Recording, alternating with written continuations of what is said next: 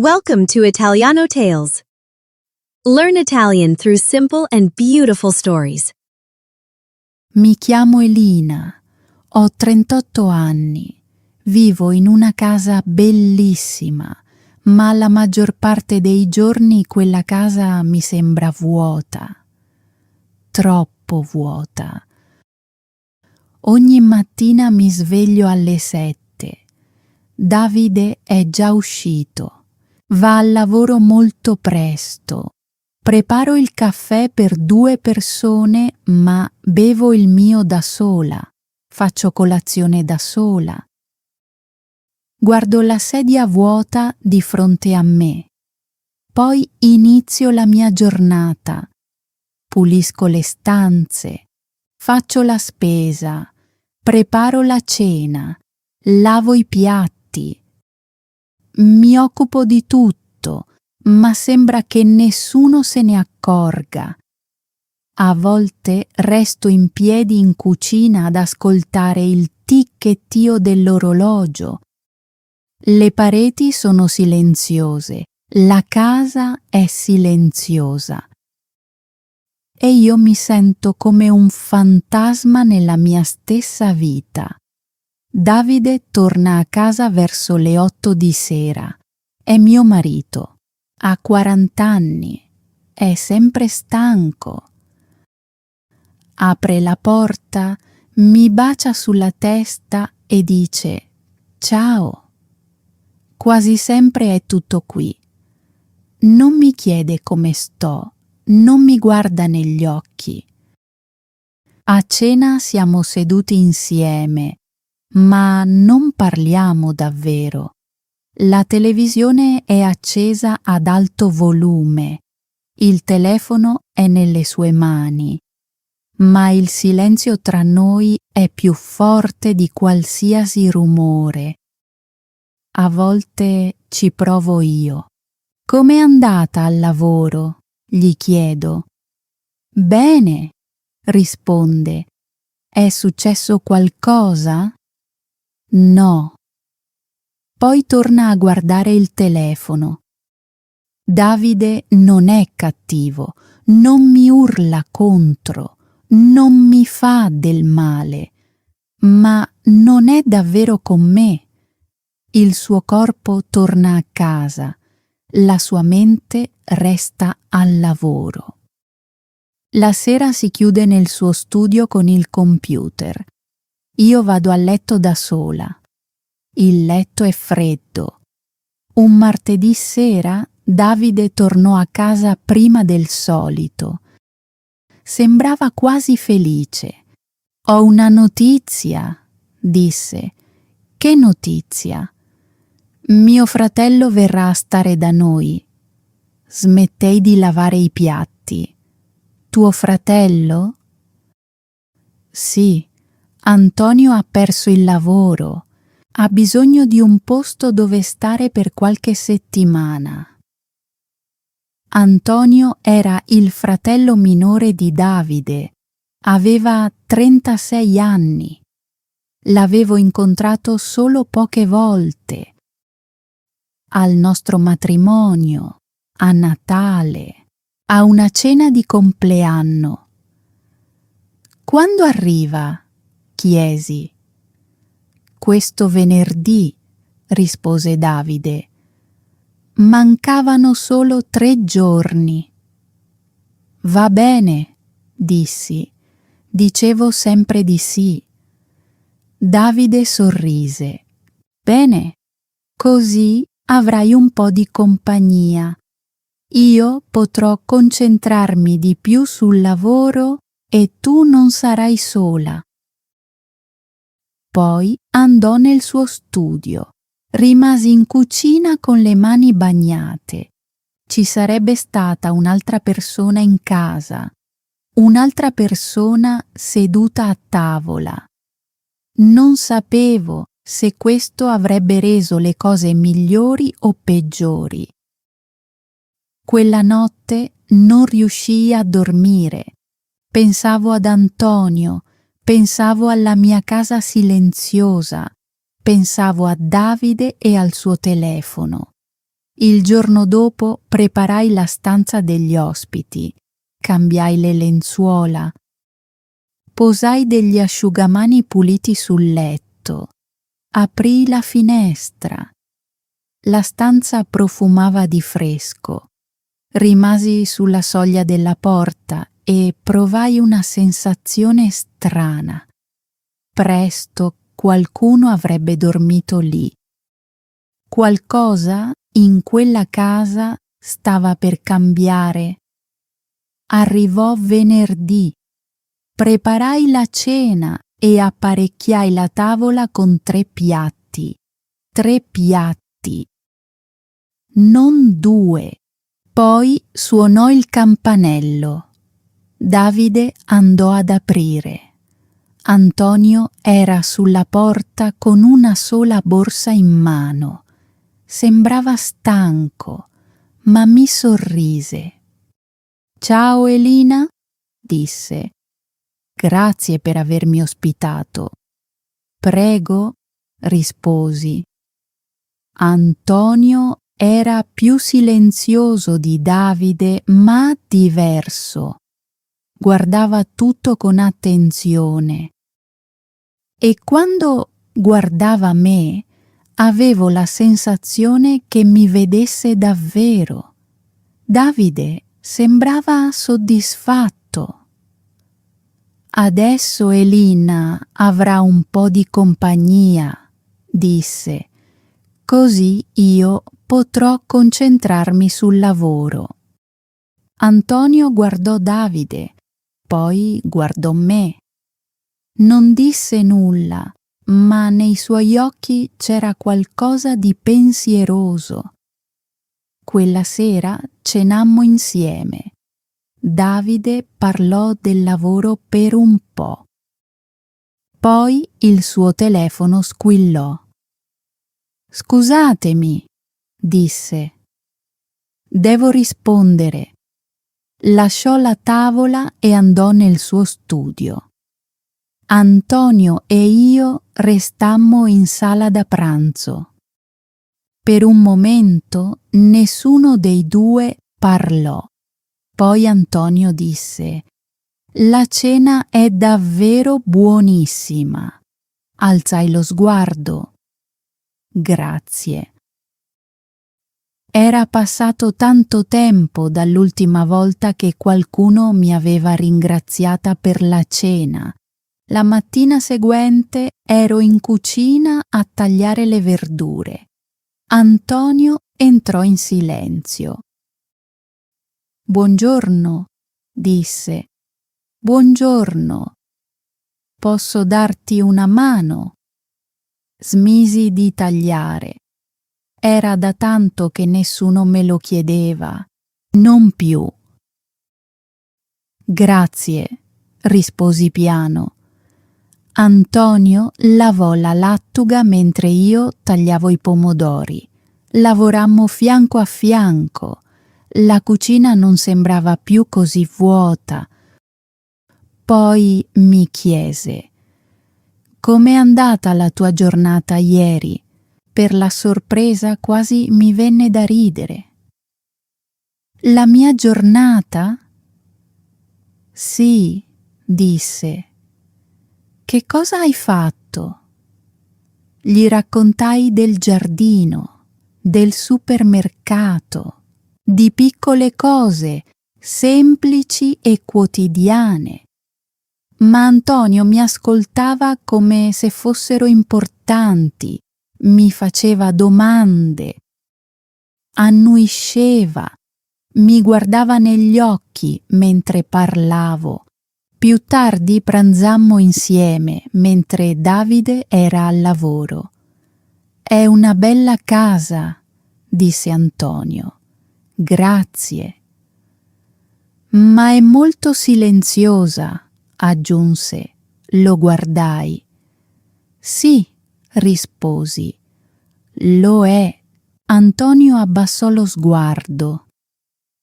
«Conosco bene il silenzio», disse. Dopo aver perso il lavoro, rimanevo da solo nel mio appartamento ogni giorno. Nessuno mi chiamava, nessuno veniva a trovarmi. Mi sentivo invisibile. Sentii il cuore stringersi. Ti capisco, dissi. Anch'io mi sento invisibile. Ci guardammo negli occhi e in quel momento capii che lui comprendeva qualcosa che Davide non aveva mai notato. I giorni passarono. Davide tornava sempre più tardi dal lavoro. Le 9, le 10, a volte le 11. Antonio e io cenavamo spesso insieme. Parlavamo di libri, film, vecchi ricordi e della vita. Raccontava barzellette. Io ridevo. Quel suono mi sembrava quasi strano, perché era tanto tempo che non ridevo così. Antonio notò il mio giardino. I fiori sono bellissimi, disse. Davide non me l'aveva mai detto. Antonio mi ringraziava per ogni pasto.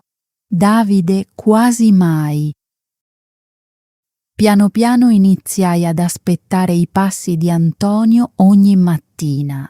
Quando entrava in cucina sentivo un calore dentro di me. Poi arrivava il senso di colpa. Era il fratello di Davide. Non avrei dovuto sentirmi così, ma per la prima volta dopo anni mi sentivo viva. Un venerdì sera Davide chiamò. «Farò tardi al lavoro», disse. «Non aspettarmi». «Va bene», risposi. Rispondevo sempre così. Dopo aver riattaccato, la casa sembrava dolorosamente silenziosa. Pulii la cucina, passai un panno sul piano di lavoro, lavai i piatti, spazzai il pavimento, poi mi fermai. Sentivo gli occhi bruciare. Mi sentivo di nuovo invisibile.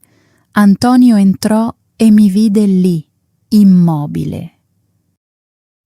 «Elina», disse con dolcezza, «va tutto bene?» Scossi la testa. «Sono così stanca», sussurrai. Stanca di essere sempre sola. Antonio fece un passo verso di me, ma mantenne una distanza rispettosa. «Adesso non sei sola», disse. «Ma te ne andrai», risposi. «Troverai un lavoro, partirai. E io resterò di nuovo sola». «E Davide?» chiese. Feci una risata triste. «Davide non è mai davvero qui. Lavora, torna a casa, guarda il telefono, non mi vede. Sono solo la donna che gli prepara da mangiare». Il volto di Antonio si riempì di tristezza. «Non è giusto».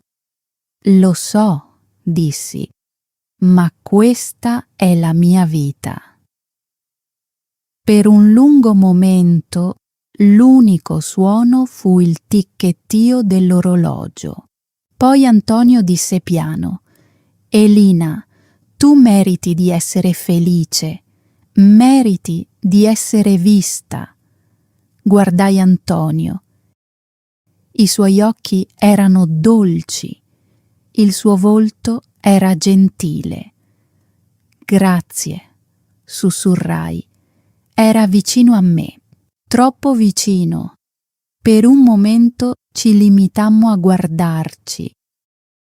Il mio cuore iniziò a battere molto forte.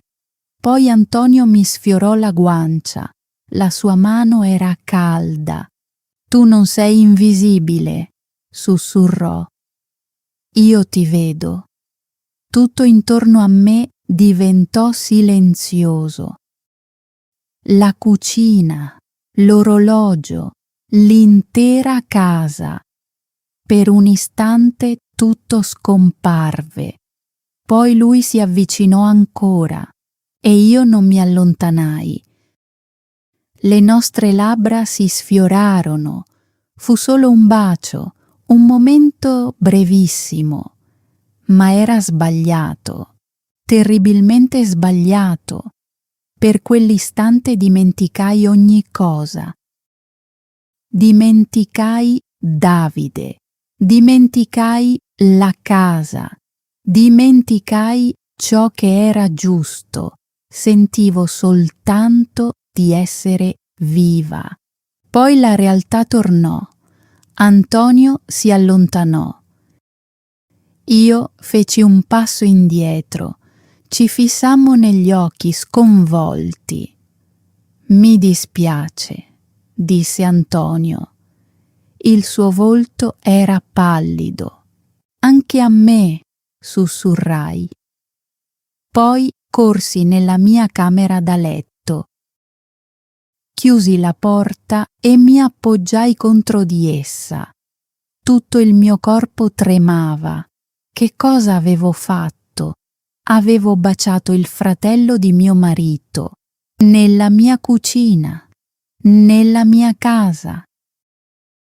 Mi lasciai scivolare sul pavimento e mi copriti il viso con le mani. Poco dopo sentii i passi di Antonio.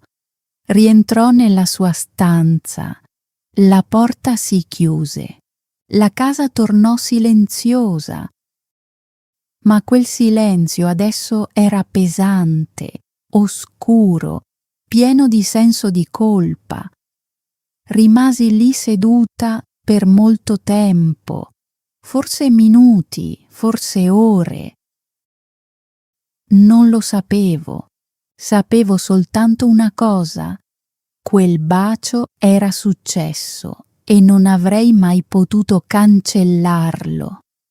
Più tardi sentii aprirsi la porta d'ingresso. Davide era tornato. Mi alzai in fretta e mi asciugai il viso. Quando mi guardai allo specchio avevo gli occhi rossi. Il viso era pallido. «Elina?» chiamò Davide.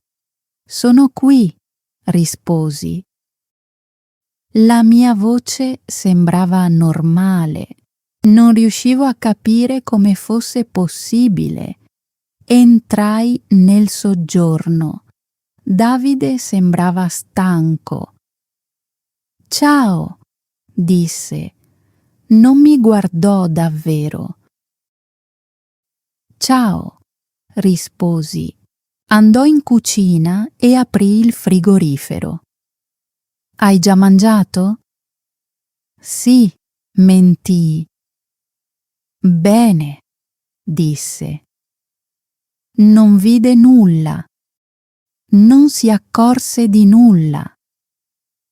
Tornai nella mia camera e mi sdraiai sul letto. Fissai il soffitto per tutta la notte. La mattina seguente entrai in cucina. Antonio era già lì con una tazza di caffè.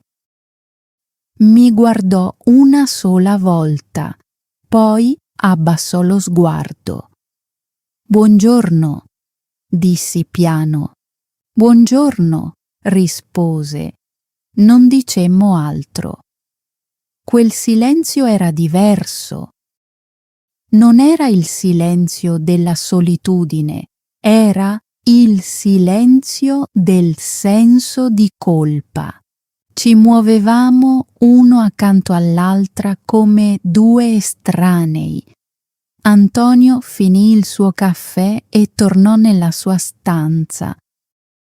Io rimasi sola vicino al piano della cucina.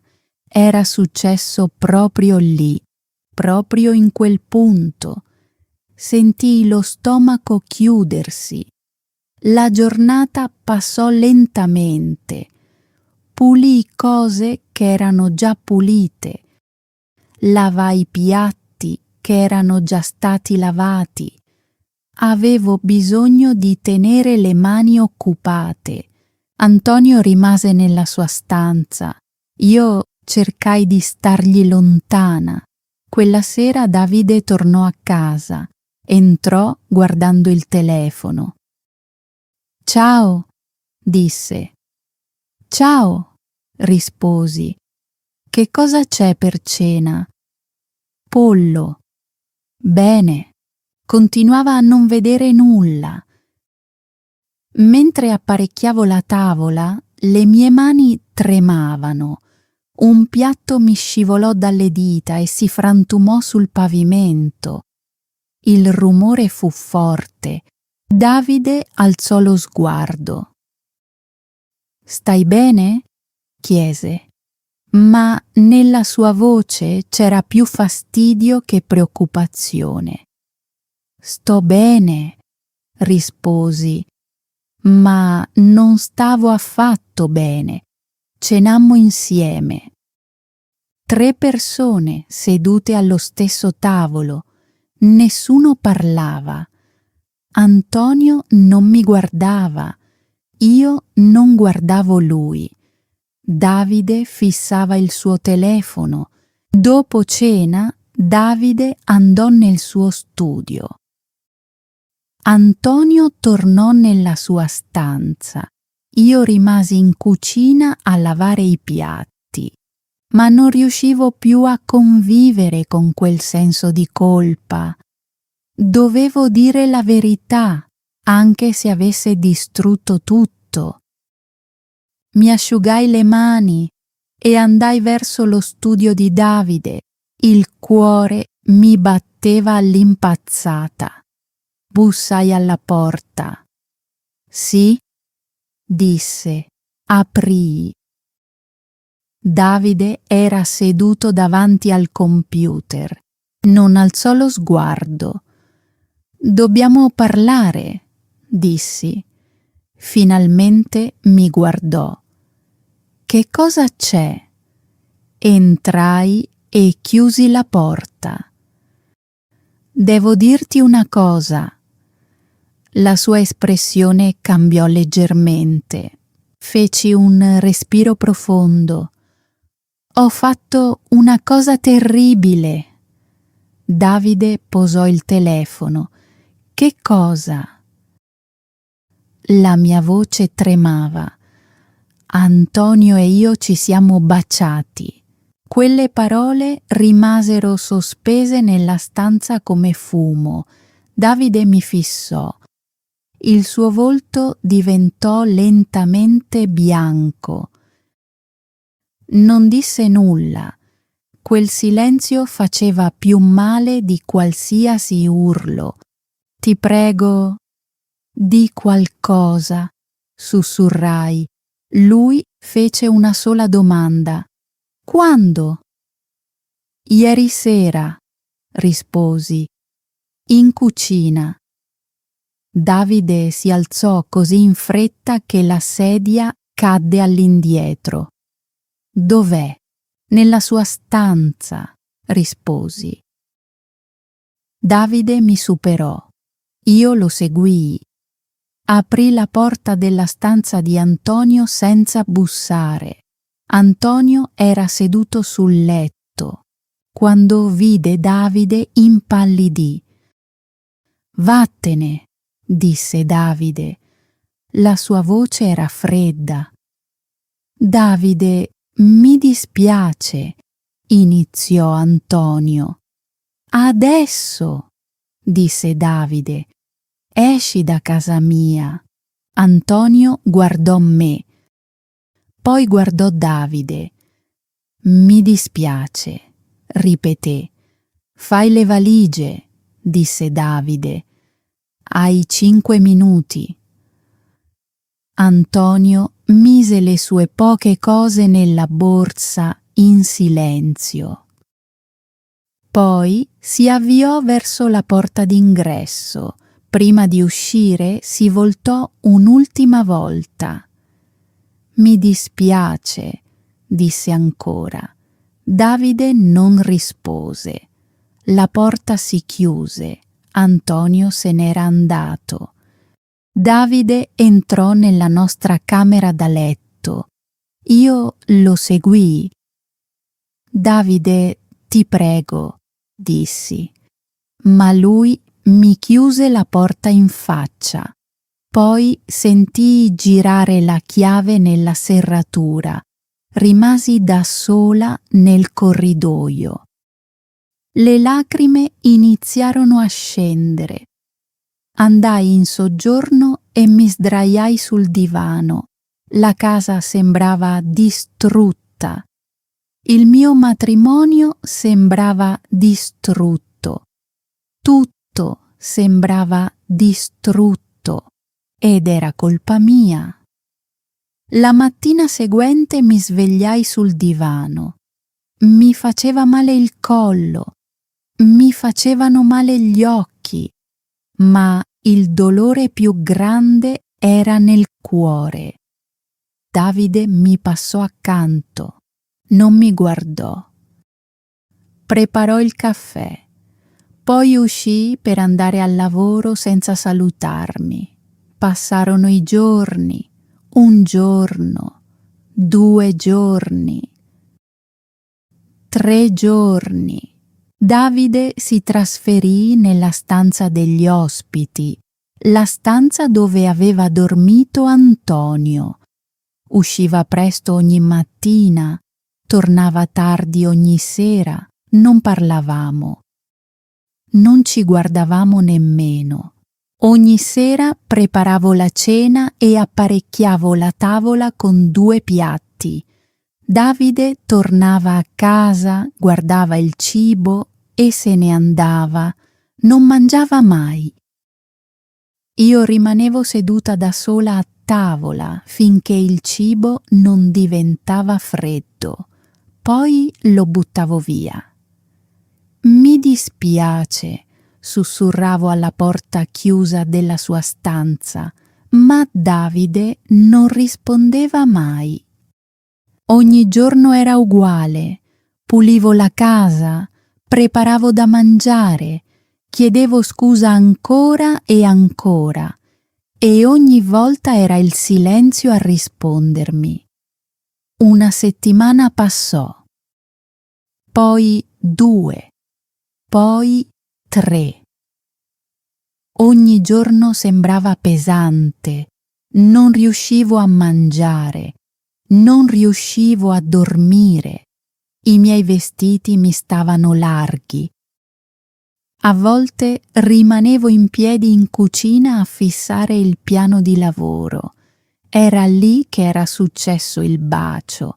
Adesso odiavo quel posto, odiavo quel ricordo. Pensavo ad Antonio. Dov'era?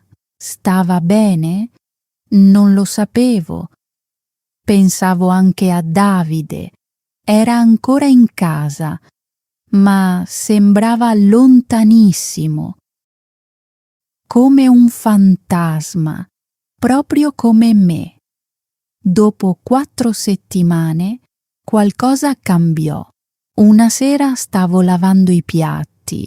Le mie mani si muovevano nell'acqua, ma la mia mente era vuota. Poi sentii dei passi. Davide entrò in cucina. Ormai non ci veniva più la sera. Mi fermai. Si sedette al tavolo. Per un lungo momento non disse nulla. Poi domandò a bassa voce: «Perché?» Mi voltai. «Come? Perché l'hai fatto?» Questa volta la sua voce non era arrabbiata. Era triste. Chiusi l'acqua e mi asciugai le mani. Poi mi sedetti di fronte a lui. Mi sentivo sola, dissi.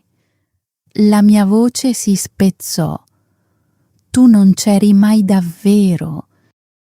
Mi sentivo invisibile. Davide abbassò lo sguardo sul tavolo. E così hai baciato mio fratello. Sì, sussurrai. Ed è stato sbagliato. Lo so che è stato sbagliato. Rimase in silenzio per molto tempo, poi disse: Ti ho lasciata sola. Lo guardai. Le lacrime mi scendevano sul viso. Ogni giorno, continuò, ogni sera ho scelto il lavoro invece di scegliere te. Davide, lui alzò una mano. Lasciami finire. Tacqui. Tornavo sempre tardi, disse. Guardavo il telefono, non ti chiedevo mai com'era andata la tua giornata. Non ti vedevo davvero. Ma sono stata io a fare quella scelta, dissi. Sono stata io a baciarlo. Sì, rispose. L'hai fatto. La verità rimase seduta tra noi, pesante, dolorosa. Odio quello che hai fatto, disse Davide. Mi fa male ogni giorno. Lo so, sussurrai. Mi dispiace tantissimo. Ma odio anche quello che ho fatto io, continuò. Mi sono dimenticato di te, mi sono dimenticato di noi. Le sue mani tremavano leggermente. Siamo entrambi distrutti, disse. Il nostro matrimonio è distrutto. Annuì. Sì, è così. Per la prima volta dopo settimane mi guardò dritto negli occhi. Che cosa facciamo adesso? Chiesi. Mettiamo fine a tutto questo? La domanda rimase sospesa nell'aria. Davide rimase in silenzio per molto tempo, poi disse: Non lo so. Una parte di me vuole andarsene, un'altra parte non vuole più vederti. Il mio cuore si spezzò ancora una volta. Però, disse lentamente, forse possiamo provare a sistemare le cose. Alzai lo sguardo. Provare? Sì, rispose. Tutti e due. Sarà difficile. Sono ancora arrabbiato. Sono ancora ferito. Ma forse possiamo provarci. La speranza faceva quasi male quanto la tristezza. Io voglio provarci, dissi. Lui annuì. Non posso promettere che funzionerà. Lo capisco. Una volta ti ho amata, disse piano, e forse ti amo ancora. Voglio scoprirlo. Le lacrime tornarono, ma questa volta erano diverse. Non erano soltanto lacrime di senso di colpa, erano lacrime di speranza. Domani, disse Davide alzandosi in piedi, inizieremo con piccoli passi. Piccoli passi, ripetei. Lui tornò nella stanza degli ospiti. Questa volta la porta si chiuse con delicatezza. Quella notte, per la prima volta dopo settimane, riuscii a dormire. La mattina seguente preparai 2 tazze di caffè. Davide entrò in cucina. Vide la seconda tazza. Grazie, disse. Prego. Bevemmo il caffè nella stessa stanza. Non dicemmo molto, ma eravamo lì, insieme. Quella sera cenammo senza telefoni e senza televisione. Il silenzio era ancora un po' imbarazzante. ma ci stavamo provando. Il pollo è buono, disse Davide. Grazie, risposi. Parole piccole, parole semplici, ma avevano un significato. Il giorno dopo Davide tornò a casa alle 6, non alle 8, non alle 10, alle 6. Sei tornato presto, dissi. Sono uscito prima dal lavoro, rispose. Preparai il tè. Poi mi chiese: com'è andata la tua giornata? Lo guardai sorpresa. Me lo aveva davvero chiesto. È andata bene, risposi. Ho lavorato in giardino, le rose stanno crescendo. Mi ascoltò, guardava il mio viso, non il telefono. Mi fa piacere, disse. Mi piacciono le rose. I giorni diventarono settimane, parlammo sempre di più, a volte le conversazioni erano dolorose, a volte restavamo seduti in silenzio, ma quel silenzio era diverso. Non era freddo, non era pieno di rabbia, era semplicemente silenzio. Una mattina eravamo seduti in giardino con una tazza di caffè. Raccontai a Davide di un uccellino azzurro che avevo visto. Pochi minuti dopo l'uccellino tornò. Si posò su un ramo e iniziò a cantare. Davide mi prese delicatamente la mano. Sono felice che ci stiamo provando, disse. Anch'io, sussurrai. Passarono 2 mesi. La vita era migliore, non perfetta, ma migliore. C'erano ancora giorni difficili. Alcuni giorni vedevo il dolore negli occhi di Davide.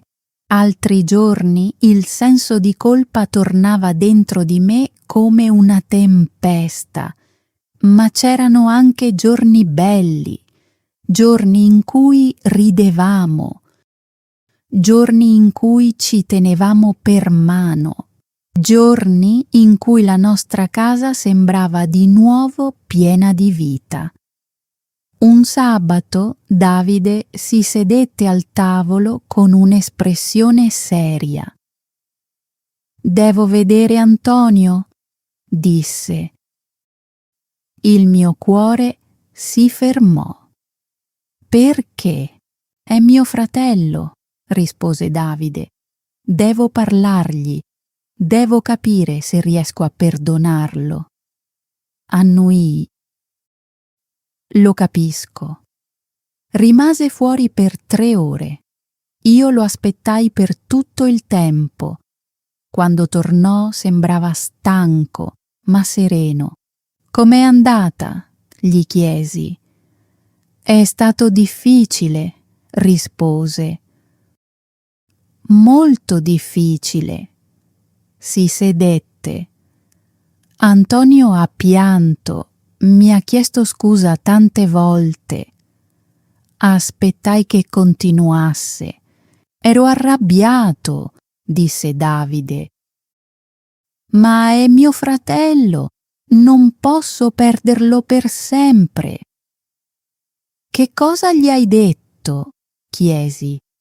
«Gli ho detto che lo perdono». Gli occhi mi si riempirono di lacrime. Poi Davide mi guardò. «E perdono anche te». Mi coprì la bocca e iniziai a piangere. «Grazie», sussurrai. «Adesso possiamo guarire», disse. «Tutti noi». 3 mesi dopo, Antonio venne a cena. Era sulla porta, nervoso e pallido. Davide aprì.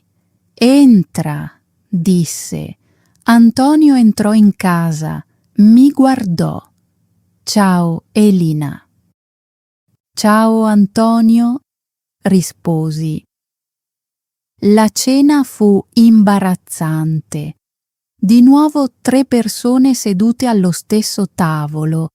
Nessuno sapeva bene che cosa dire, ma ci stavamo provando. Ed era questo ciò che contava. Quando Antonio se ne andò, disse: «Grazie per avermi dato un'altra possibilità». Davide annuì. «Sei parte della famiglia», disse. «Ti perdoniamo». Gli occhi di Antonio si riempirono di lacrime. Poi uscì in silenzio. Davide e io restammo insieme in cucina, la stessa cucina dove tutto si era spezzato, ma adesso sembrava diversa. «Stiamo guarendo», dissi. Davide mi prese la mano, mi guardò negli occhi. «Ti vedo, Elina», disse. «Ti prometto che continuerò a vederti». Sorrisi. Un sorriso vero. «Anch'io ti vedo», risposi. Mi strinse a sé. «Ti amo», sussurrò. «Anch'io ti amo», risposi. La nostra casa non era più vuota. Portava ancora dentro di sé il dolore, portava ancora gli errori, ma ora portava anche il perdono e l'amore, un amore nuovo, un amore più forte. Ci siamo spezzati, ma lentamente, insieme, abbiamo cominciato a guarire. Grazie per aver guardato tutta la storia. La storia di Elina ci insegna una lezione dolorosa ma importante. L'amore può spezzarsi quando 2 persone smettono di vedersi davvero. Elina si sentiva sola. Davide lavorava troppo. Antonio le ha dato attenzione proprio quando lei si sentiva invisibile. Ma un solo momento sbagliato ha rischiato di distruggere tutto. Questa storia ci ricorda che il vero amore ha bisogno di sincerità. Il vero amore ha bisogno di tempo. Il vero amore ha bisogno di rispetto. E il vero amore ha bisogno di perdono. Elina ha commesso un errore, anche Davide ha commesso degli errori, ma invece di fuggire dalla verità hanno finalmente parlato, si sono ascoltati, hanno pianto, hanno accettato il dolore e poco alla volta hanno iniziato a guarire. La parola italiana di oggi è il perdono, significa forgiveness. Scrivi nei commenti una frase semplice usando il perdono. Per esempio, Elina aveva bisogno del perdono, oppure il perdono può aiutare un cuore spezzato a guarire. Dici anche: secondo te Elina e Davide hanno fatto la scelta giusta provando a ricominciare insieme? Sì o no? Scrivi la tua risposta nei commenti. Se questa storia ti ha aiutato a migliorare il tuo italiano attraverso l'ascolto, iscriviti a Italiano Tales per altre storie semplici in italiano e profonde lezioni di vita. Continua ad ascoltare, continua a imparare e ci vediamo nella prossima storia. Happy learning! If you enjoyed this video, don't forget to like and subscribe to the channel. Stay with us for more amazing content. See you in the next video.